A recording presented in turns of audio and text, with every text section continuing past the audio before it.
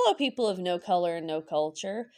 This morning I opened up YouTube and there was a video by a fella, I think he was a doctor, and he was talking about medications that had been pulled from the market because they were killing people. And one of those medications was Vioxx. And so, those of you who are new to this channel, I used to be a nurse and I stopped working about 2008 because the economy was declining and the type of nursing that I was doing. I used to be a temp nurse, so I'd be rented out, and it's very lucrative. So if you're in the healthcare industry, for your own mental health, it is so much easier to be a temp nurse. But anyway, don't let me get too far off a track. Okay, so when I was working as a nurse, what I would do is I would work a whole bunch of time and save up a bunch of money, and then I would take time off, and I could take off 6 months, a year, something like that. And so in one of these times that I had taken time off and then gone back to work back in I think it was the late 90s or early 2000s, there was new medications. And one of them, I can't remember the name of it off the top of my head, was a diabetic medication. It was supposed to be the answer to metformin. It's supposed to be safer than metformin. And then there was also Vioxx. I don't know if you guys remember Vioxx. And then there was Z-Pak and Levaquin, all these short-acting antibiotics. So when it comes to antibiotics, what I was taught was that you need to have antibiotics in your system to work 2 weeks. Has to be 2 weeks. Doesn't make a difference. Always has to be 2 weeks. And then they had then they changed it, and then they had these Z-Paks, whatever, they're like 4 or 5 days.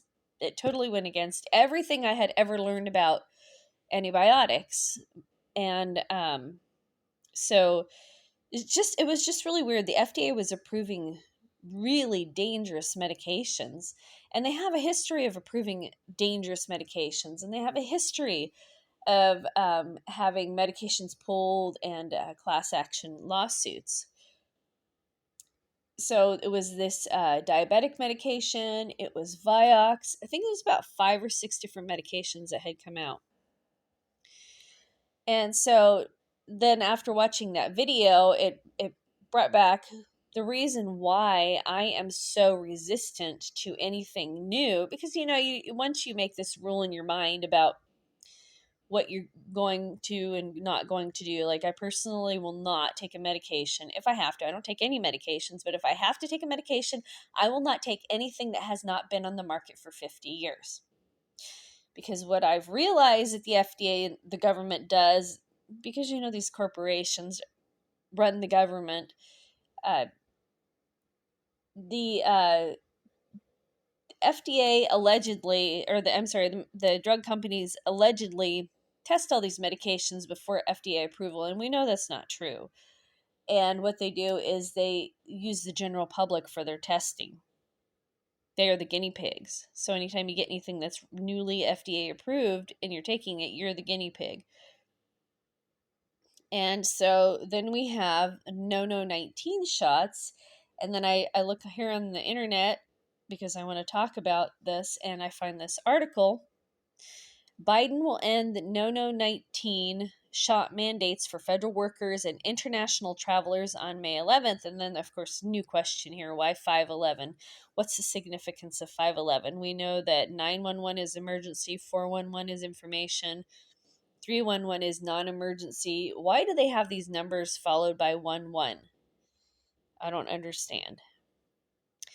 Health and Human Services Department will also phase out shot requirements for healthcare facilities that participate in Medicare and Medicaid. So if you're dependent on the government for dollars, they get to push you around and tell you what poison you're going to give and not going to give people. The Department of Homeland Security will end a shot requirement for people crossing into the U.S. via its land borders. Now, if you're a certain nationality, you don't have to do that. That's only for white people. The Biden administration will end its No-No-19 shot mandates for federal employees, contractors, and international air travelers next week. The White House said in a statement Monday that those vaccine requirements will end on May 11th, the same day the COVID public health emergency expires. Oh, that's just interesting, huh? So there was an expiration date put on how long people are supposed to be scared and how long they're supposed to be accepting this poison. While vaccination remains one of the most important tools in advancing the health and safety of employees and promoting the efficiency of workplaces, we are now in a different phase of our response when these measures are no longer necessary, the White House said. BS. Although COVID cases, hospitalizations, and deaths have declined dramatically this year, the virus is still killing more than 1,000 people per week. Well, isn't that just terrifying? I just feel like painting my skin blue and hiding in the closet.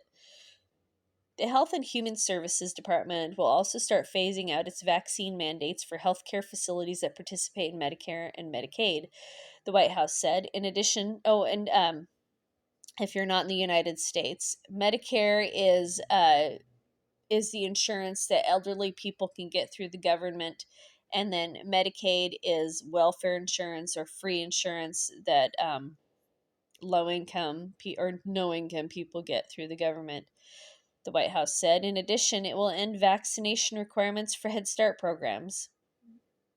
I'm not real familiar with Head Start programs, but I think a Head Start program is a government program for kids. And the Department of Homeland Security will lift vaccination requirements for people entering the U.S. via its land borders with Canada and Mexico. According to the Biden administration, U.S. citizens, nationals, and permanent residents were never subject to those requirements. HHS and DHS will provide more details on the end of these vaccine requirements in the coming days, the White House said. The Biden administration implemented the vaccine requirements for health workers, federal employees, contractors, and international air travelers as part of its drive to boost lackluster vaccination rates and slow the spread of the virus as the Delta variant surged in late 2021, followed by Omicron in the winter of 2022. So a lot of people that I know that were adamant about not getting that injection, their employer forced them because the Biden administration, I guess, whatever. And there's many people who ended up getting this shot that didn't want it, but they felt that their job was more important, even though their job was never in some instances their jobs were in jeopardy, but they could have not gotten it and still kept their job. The mandates faced fierce opposition and lawsuits from critics who decried the requirements as government overreach, while the White House stressed they were essential to protect public health. Yeah, it's just the end of the article. It looks like it's the end of the article. Well, there you go. Don't take any medication that hasn't been on the market for 50 years and you should be fine.